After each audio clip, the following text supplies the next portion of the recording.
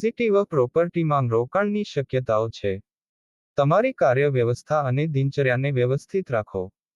પરિવારના વરિષ્ઠ સભ્યોની સલાહ અને માર્ગદર્શનને અનુસરવું તમારા માટે ફાયદાકારક સાબિત થશે. કેટલાક મનોરંજક કાર્યક્રમનું આયોજન પણ થશે. નેગેટિવ આશા અને નિરાશા જેવી કેટલીક લાગણીઓ પણ રહેશે. તમારામાં ધીરજનો અભાવ પણ રહેશે.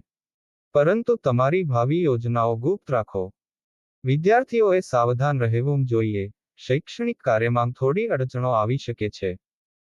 વ્યવસાય વેપારમાં પ્રગતિની તકો છે. જો કોઈ કામ બાકી છે તો તેને લગતી કોઈ પ્રવૃત્તિ આજે શરૂ થઈ શકે છે. કર્મચારીઓ સંપૂર્ણ સમર્પણ સાથે કામને ઝડપી બનાવશે. સરકારી નોકરોએ કોઈ પણ ગેરકાયદેસર કામમાં રસ ન લેવો જોઈએ. લવ પરિવારના સભ્યો વચ્ચે પરસ્પર સંવાદિતા અને સહયોગની ભાવના રહેશે. સ્વાસ્થ્ય યોગ્ય આરામ કરવો